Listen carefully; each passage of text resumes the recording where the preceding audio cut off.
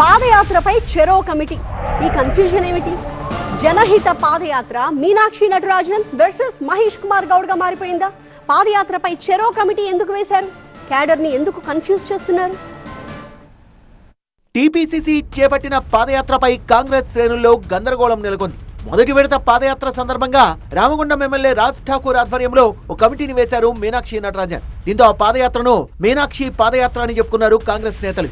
నటరాజన్ తీరుపై మహేష్ కుమార్ గౌడ్ నారాజయ్యారట. పీసీసీ ఆధ్వర్యంలో చేపట్టే పాదయాత్రకు పార్టీ ఇన్ఛార్జికి సంబంధం ఏంటని బాంబు పేల్చారట. పాదయాత్ర అంతా తన సారథ్యంలోనే జరుగుతుందని చెప్పినట్టు సమాచారం. ప్రభుత్వ సంక్షేమ పథకాల్ని ప్రజల్లోకి తీసుకెళ్లాల్సిన బాధ్యత తనపైనే ఉందన్నారు మహేష్ కుమార్ గౌడ్. దీంతో మీనాక్షి మహేష్ల మధ్య గ్యాప్ వచ్చిందన్న ప్రచారం జరిగింది. రెండో విడత జనహిత పాదయాత్రకు బొంతు రామ్మోహన్ ఆధ్వర్యంలో కమిటీ వేశారు పీసీసీ చీఫ్ మహేష్ కుమార్ గౌడ్. ఇప్పటికే మీనాక్షి వేసిన కమిటీ ఉండగా ఇప్పుడు మహేష్ మరో కమిటీ వేయడంతో ఏ కమిటీ సారథ్యంలో పనిచేయాలో అర్థం కాక క్యాడర్ అయోమయానికి గురవుతున్నారట. ఒకరేమో తెలంగాణ వ్యవహారాల ఇన్ఛార్జ్, ఇంకొకరేమో తెలంగాణ కాంగ్రెస్ చీఫ్. ఎవరి వైపు వెళ్తే ఏం జరుగుతుందో అని కార్యకర్తలు లోలోనం మదనపడుతున్నారట.